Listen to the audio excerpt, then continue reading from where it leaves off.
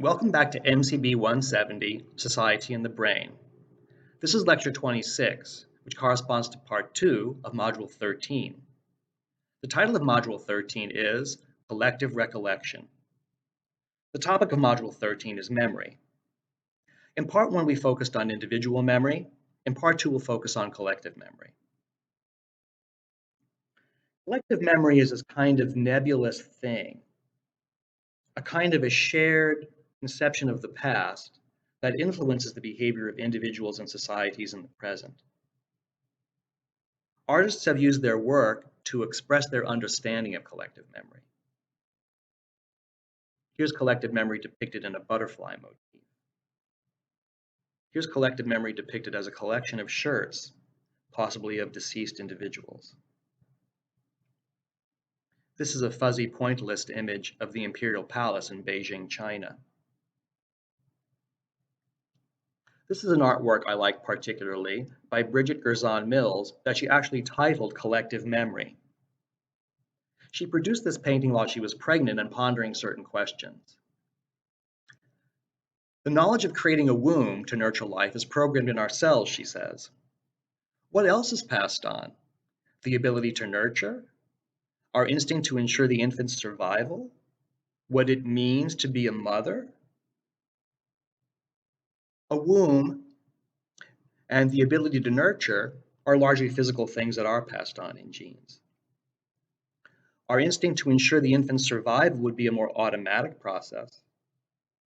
What it means to be a mother has more to do with controlled processes, guided by the meaning of motherhood to a woman.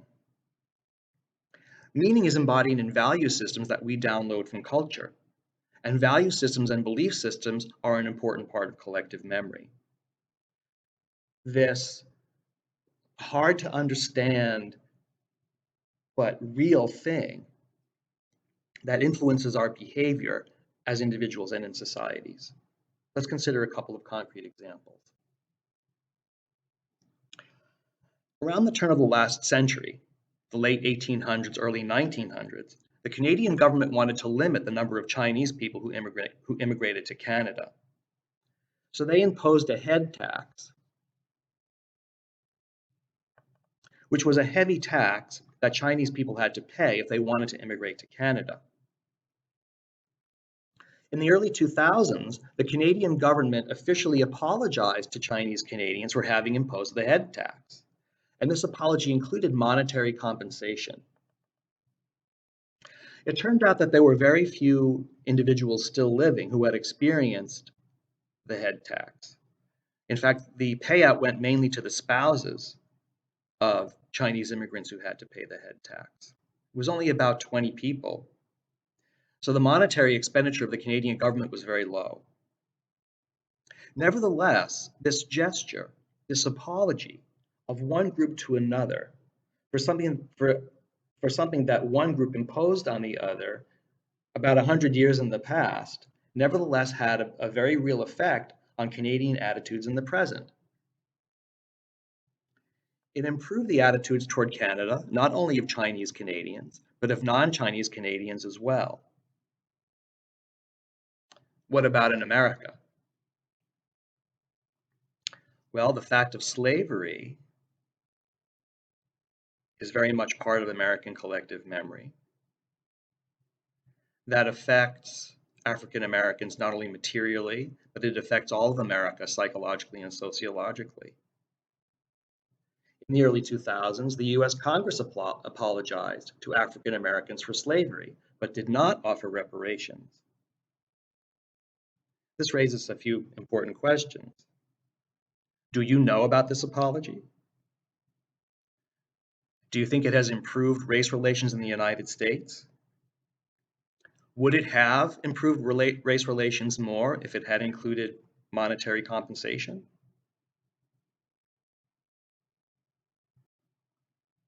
In an attempt to get a grip on collective memory, I worked with 3 very talented and dedicated graduate students in the development of a framework, an analogy, in which we could understand individual and collective memory consolidation.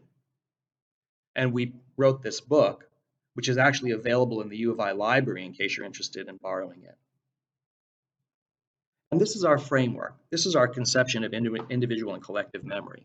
We called it our 3-in-1 model of individual and collective memory consolidation. The one is the entity, which can be an individual person or a collective of any size, from a family to a nation. The 3 internal elements are the buffer, which holds items in the short term, and it's labile, it's changeable. The generalizer, which holds memory items for the long term, and it's more stable. And the relator, which relates the two. It associates the items. It associates items in the buffer with each other and with items already consolidated in long-term memory. The buffer in individuals is short-term memory, and an even shorter form of short-term memory known as working memory. Working memory is the memory you use when you remember a telephone number long enough to dial it, or when you hold a mental representation of numbers in your head as you're adding them together. Short-term memory is basically what's going on currently. On the collective level, the buffer holds what academics call ephemera, items that are currently important that might not be important after a little while. They're exemplified by the media, news stories. Items in the buffer are kind of disorganized. The only thing that unifies them is that they're all items that are currently important. I find the typical radio news broadcast a great example of the buffer on the collective level, because the newscaster tells you about a bunch of stories that might be completely unrelated. They just happen to be items of current interest with no apparent relationships between them. Long-term memory is very different. An individual's long-term memory includes narratives. We talked about narratives in part 1. A narrative is a very organized representation of information. A narrative proceeds in time, and it has a place, and the actors are related to one another in some very well-defined way. So long-term memory is a very organized form of memory, whereas short-term memory is a largely disorganized form of memory. Other organized forms of long-term memory include schema. Schema are frameworks for understanding parts of the world. For example, you have a chair schema. You know that a chair has 3 legs, a seat, and a back. Probably the simplest kind of generalizer is the classifier. A classifier, for example, allows you to view a piece of furniture and classify it as a chair versus a sofa versus a stool. Okay? So long-term memory is very well organized. What we commit for long-term storage is well-organized memory. It's an organized form of memory that is represented for the short term in the buffer.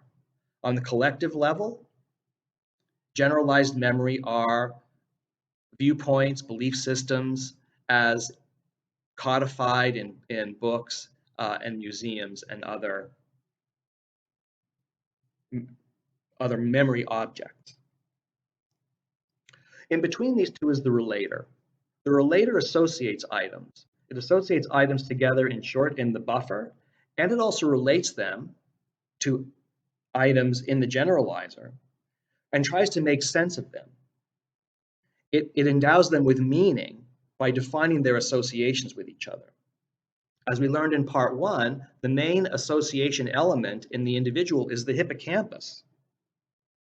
The hippocampus stores and processes relationships between items. It's an essential part of your brain, and without it, you can't consolidate long-term memory. You can't consolidate declarative memory without the hippocampus, as we discussed in part 1. So the hippocampus establishes and processes relationships between memory items, both between items in the buffer and between items in the buffer and the generalizer. On the collective level, The relator are the meaning makers in society, the meaning makers in society, deliberative bodies, the Congress, who make laws, academics who write history books and write textbooks. And they work together through debate and dialogue, agreement, disagreement, through what historians call contest and negotiation. Together, these three elements, under the influence of the entity of the plans and goals of the consolidating entity, basically transform short-term memories in the buffer into long-term memories in the generalizer through the central action of the relator. I'd like to give some examples of each of these four elements on the individual level, and then we'll segue to the collective level. Let's take the buffer first. Here's a really interesting experiment done by Nat and Anderson on neurons in the LIP region in the brain, the lateral interparietal cortex. And they recorded from these neurons, and here you can see a histogram of their activity. So the height of the bar is proportional to the activity level of the neuron. They recorded from these neurons in a monkey as the monkey performed this task. The task for the monkey was to first fixate a central point and stay fixated on that point after a target light came on.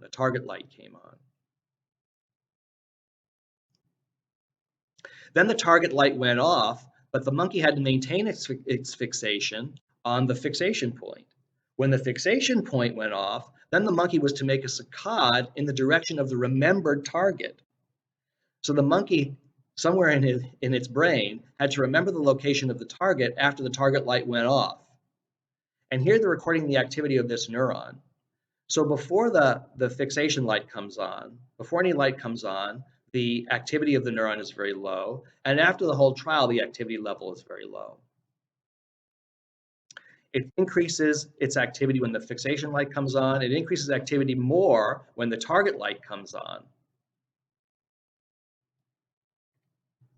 When the target light goes off, the activity of this neuron is maintained during the delay period. This is short-term memory. This is like working memory. It's an actual neural recording of a neuron that's participating in working memory, remembering the location of this target even after the target light has gone off. Then the fixation light goes off. The monkey makes a saccade, makes a fast eye movement to the location of the remembered target, and the activity level of this neuron is still high. Then finally, after the monkey fixates the target and receives the reward, the activity level goes down again. So this memory, this short-term or working memory of the location of the target, is encoded transiently in the brain according to this increase in the activity level of a particular neuron in the LIP region of the cortex in a monkey.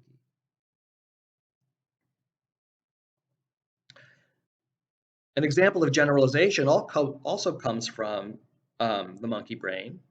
Neurons in the inferior temporal cortex, or the IT region of the brain, that recognize faces. And we talked about this in a previous module. You know that from that neurons in parts of the face area of the temporal cortex, in this case the IT region, are specialized for particular monkey faces. And you see this neuron particularly likes frontal views of monkey faces. So it responds. This is actually just a single recording. So every sharp line represents a neural impulse. And you can see this neuron fires many neural impulses at high frequency when it sees a monkey face on. But it can generalize. It'll also respond to a bearded human face. If you mess around with the face a little bit by removing the eyes, now it doesn't respond very strongly, but it still responds a little bit. It has a generalized representation of faces. It wants to classify an image as a monkey face, but it does this in a general way. If you mess the monkey face up too much, you don't get any response. If you show a hand, you don't get any response. If you show a random image, you don't get any response. So this neuron isn't responding to anything. It's specific for monkey faces or hairy primate faces, but it generalizes.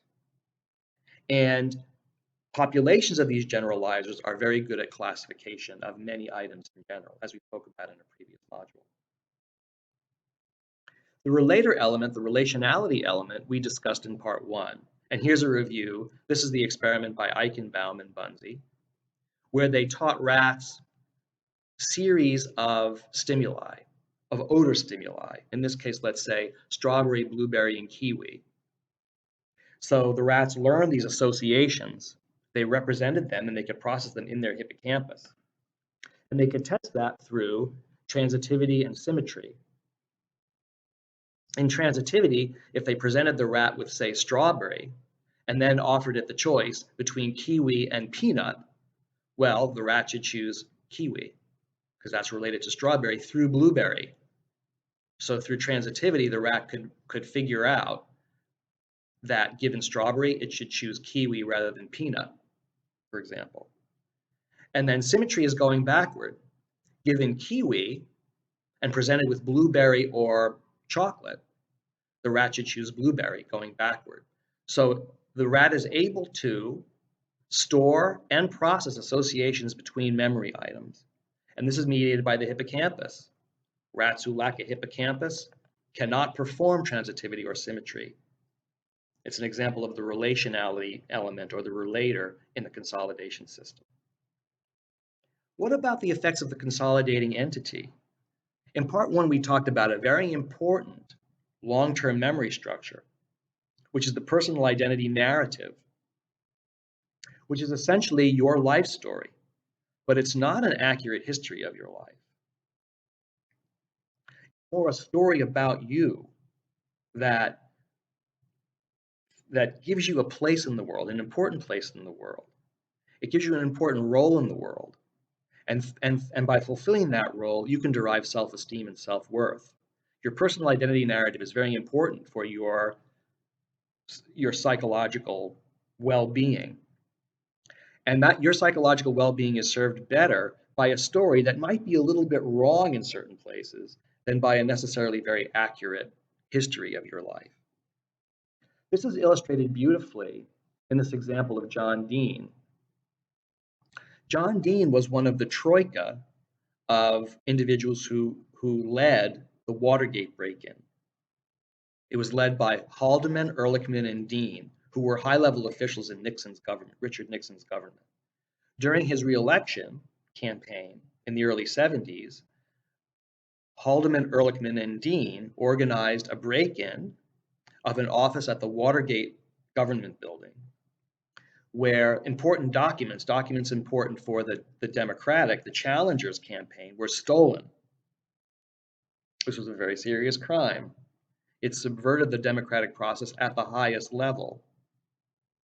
These individuals were caught, and the ensuing cover-up led to Nixon's resignation as president.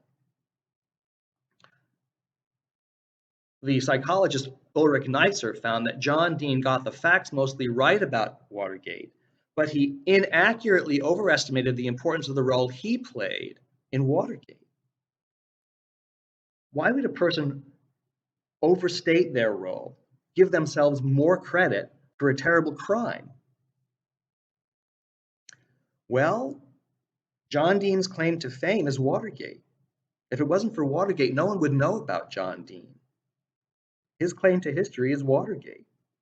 And even though Watergate was a terrible crime, it served John Dean's goals as an individual to overemphasize his importance in what happened. This example demonstrates that the desires, plans, and emotional needs of an individual, can influence the memory consolidation process. We can see this more generally in the influence of the consolidating entity, the individual or the society, on flashbulb memories, which are memories for events associated with high emotion. A good example for my generation is the answer to the question, where were you when President Kennedy was shot? Well, I remember where I was. I was in second grade in a Catholic school in New Jersey. John Kennedy was the first Catholic president of the United States. by the time you hear this lecture, there might be a second Catholic president of the United States. And I was in Catholic school when I was in second grade. And when Kennedy was shot, the nuns were devastated. And we had no classes that day. The nuns closed the shades and they wheeled the big television monitors into our classrooms, big black and white television monitors. And we watched the news all day, the day Kennedy was shot. So I remember that day very well. Not everybody does. It turns out that the nationality, race, and other group affiliation characteristics can determine how an individual remembers emotionally salient events. For example, African Americans remember the assassinations of civil rights leaders better than European Americans. Similarly, Americans remember the events of 9/11 better than Europeans. So your goals, your emotional needs can influence your memory formation process. And your emotional needs are determined to some extent by your society, by your nationality, race, or other group characteristics.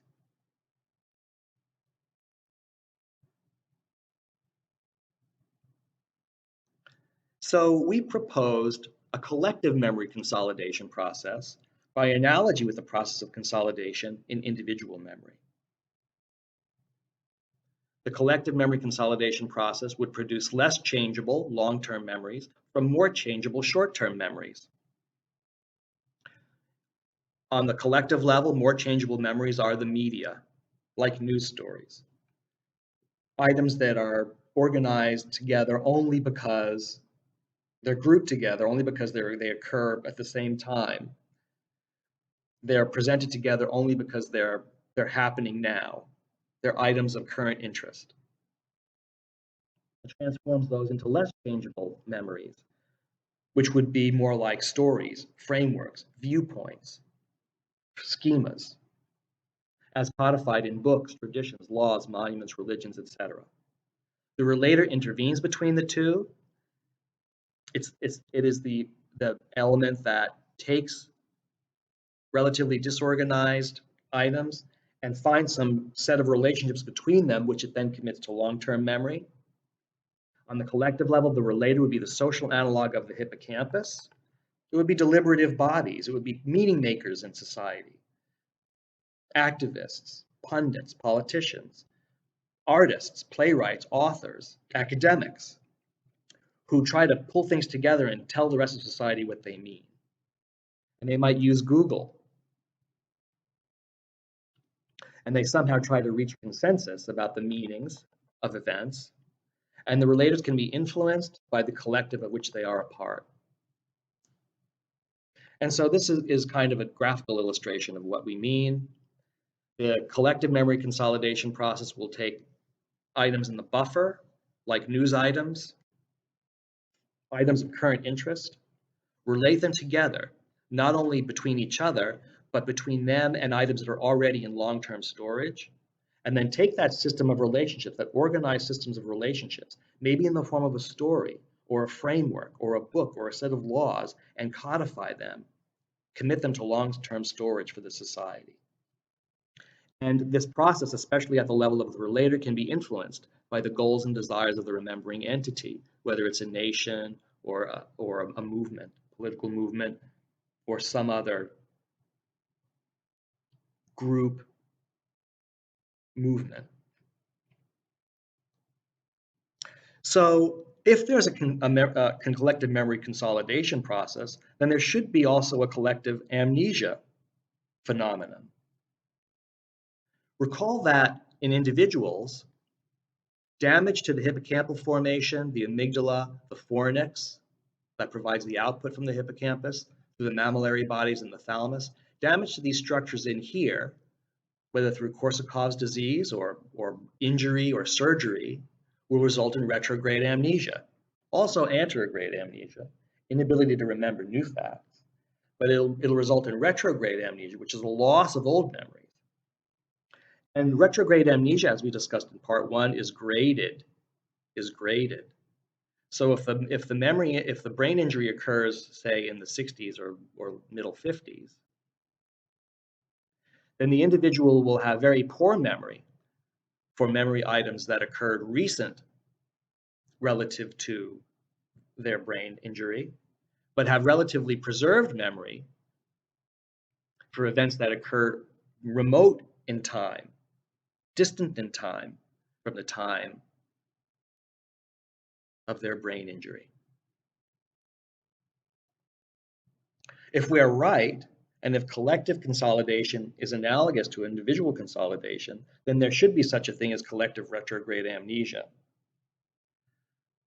How could we prove that? How could we demonstrate a collective retrograde amnesia? Well, it's difficult. We probably can't show a nice smooth collective amnesia gradient, and we can't do experiments on cultures the way you can do experiments on people or animals. So we'll settle for a weaker hypothesis, and we'll compare two similar cultures by looking at historical data. One culture with and another without trauma that affected the relator in a society. And in my research group, we studied China and compared it with Taiwan. China suffered the trauma of the Chinese communist takeover and the Cultural Revolution in the 60s and 70s. But people in Taiwan did not suffer the Cultural Revolution. However, they both share the same underlying Chinese culture. As you probably know, in the Chinese Revolution, Mao Zedong imposed communism on China. And he wanted to change the Chinese conception of themselves. He wanted to change their narrative. He wanted to change their collective memory. So what he did was he targeted the meaning makers in Chinese society. He targeted the social hippocampus of Chinese society. Not only his opposing political rivals, but also artists, playwrights, authors, academics. I often wondered in a revolution, why would the revolutionaries want to harm academics? You know, guys with glasses who seem harmless. Well, because academics, along with politicians and artists, authors, are the meaning makers in society. They're the ones who give meaning to events. They're the ones who write the books. They're the ones who are the most influential in determining the collective memory of a society. Mao wanted to change Chinese collective memory, so he brutalized the meaning makers in Chinese society. He destroyed essentially the existing social hippocampus in Chinese society. So what would we expect should be the result of that? Well, here's an idealized graph of retrograde amnesia. The red line is the trauma period. In individuals, it would be some sort of brain damage. In our case, it's destruction of the Chinese social hippocampus. After that event, new long-term memories cannot be formed. Memory is lost for long-term memories that preceded the event, but memory loss is greatest for the items that were in the process of consolidating in this triangular region here. Items that were in the process of consolidating, relatively recent to the trauma, are the memories that are lost. Memories that have already consolidated from the distant past should be preserved. So here's our graph, here's our prediction. We have memory for distant events and memory for recent events, and that's all relative to the time of the trauma. For the society without trauma, there should be full memory for distant events and full memory for recent events. For the society with trauma, there should be full memory for distant events, but reduced memory for recent events. Can we demonstrate this in Chinese culture? We can, and let me explain our findings. We compared groups of Chinese people. We compared a larger group, two larger groups and two smaller groups. The larger group were mainland Chinese in general and people in Taiwan in general. Mainland Chinese and Taiwanese in general, two very large populations of people. As you probably know, after the Chinese Revolution, the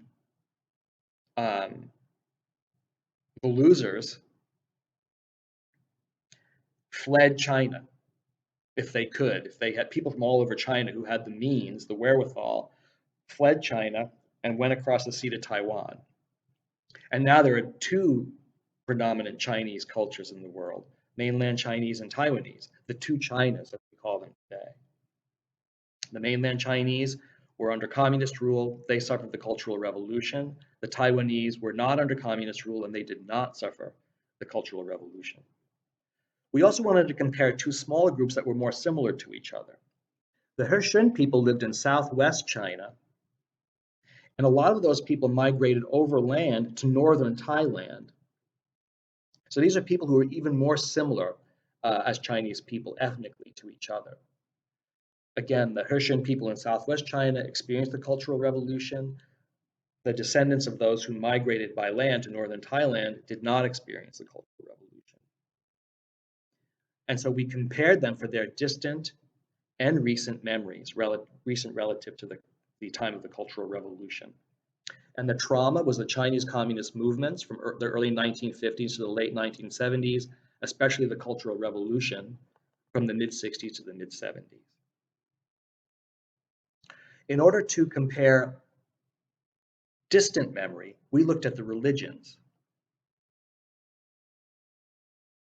From the 2nd century BC until the early 1900s, Confucianism was the Chinese state ideology serving as a symbol of government legitimacy. Basically, Confucianism is a philosophy and a value system and a belief system. So it's kind of a religion also. And it was adopted by the Chinese government. It was the official philosophy of the Chinese government.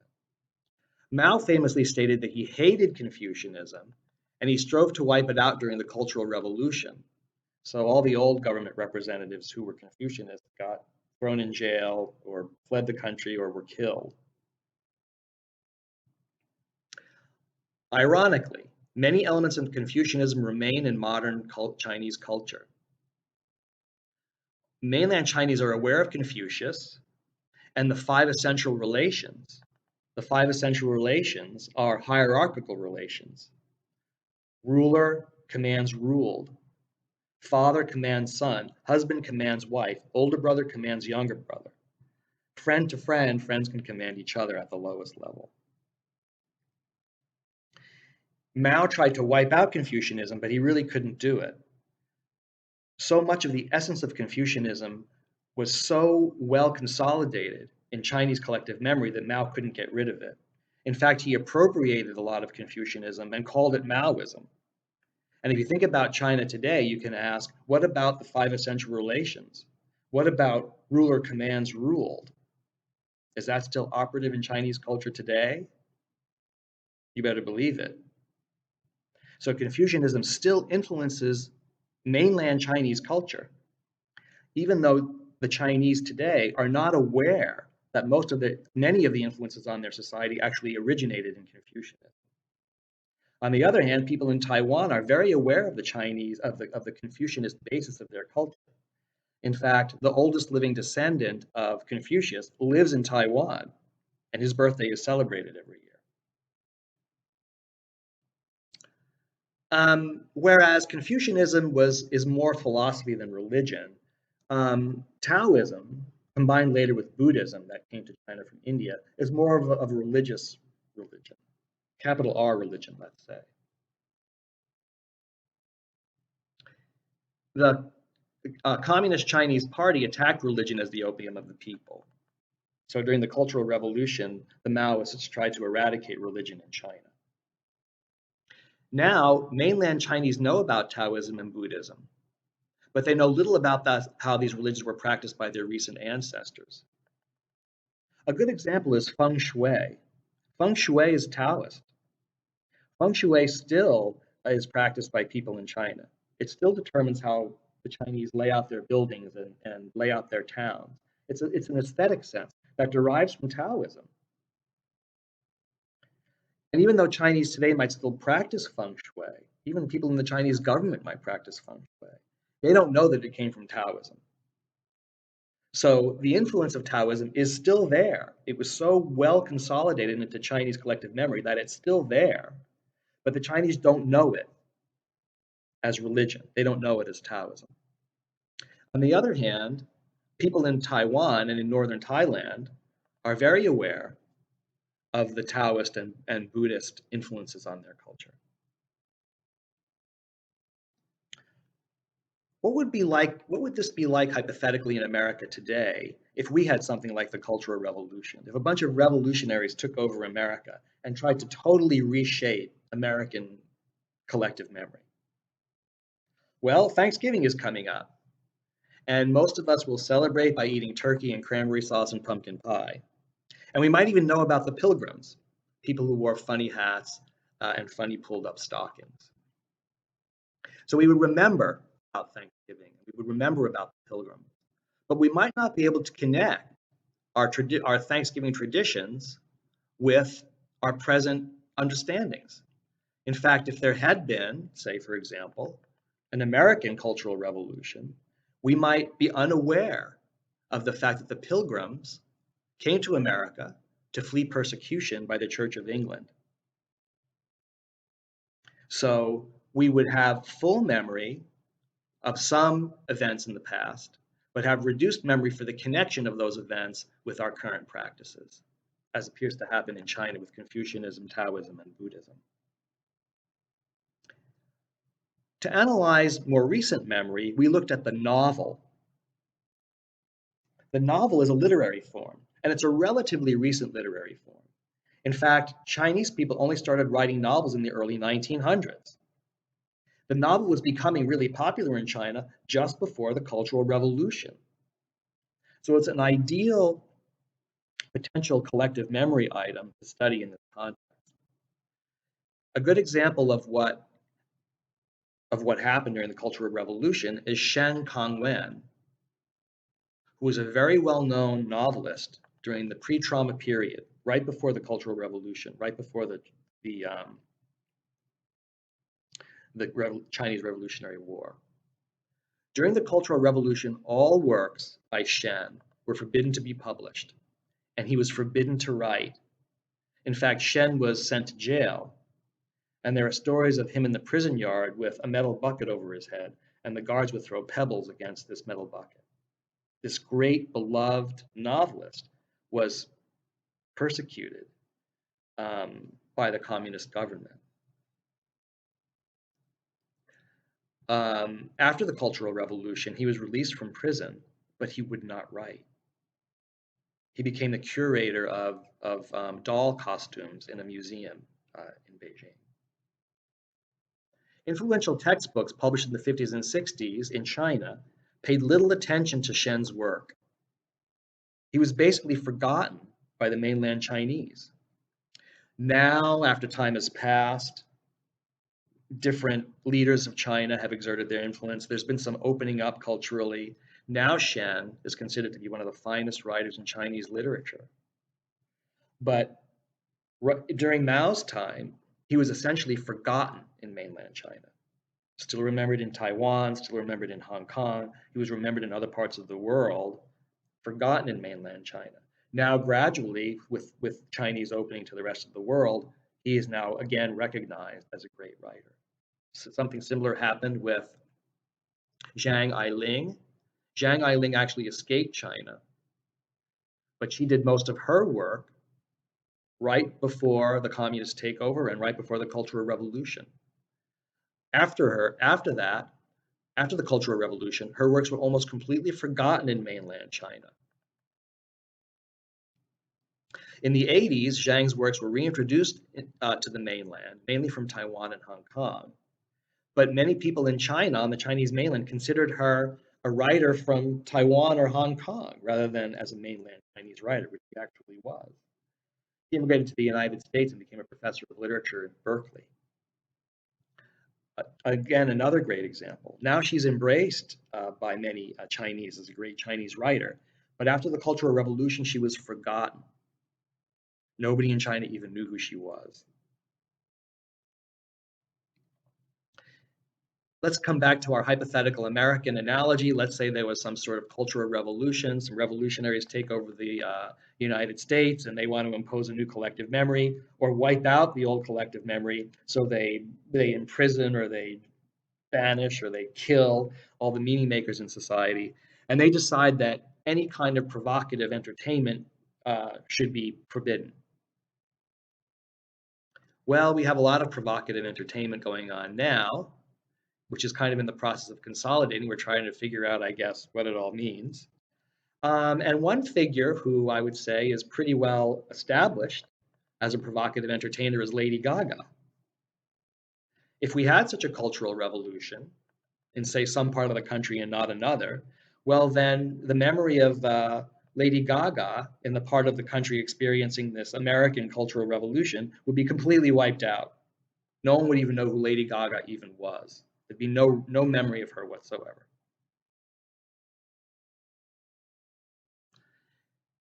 So what we're talking about is this process of collective memory consolidation that involves the relators in the society, the social hippocampus, the meaning makers in society, who take items from the news, items of current interest, relate them together and relate them with items from what already consolidated long-term memory to try to figure out what they mean.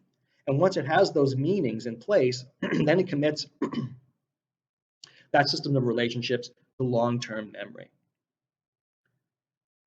And we think this view is pretty accurate. We think that this process actually occurs and it actually does take a long time. Here's one more piece of evidence. Here are three monuments in Washington, D.C. The Martin Luther King Memorial, the Lincoln Memorial, and the World War II Memorial. Yes, Martin Luther King and Abraham Lincoln were controversial figures. They were much more controversial than than World War II. Nevertheless, it took American society about 50 years to decide to erect these monuments, to make meaning of Martin Luther King's life, of Lincoln's life, of World War II. It took America this long period of consolidation, of trying to put all the facts together and see what they meant then, now, in relation to our other already committed cultural memories, to finally decide to monumentalize these individuals and events.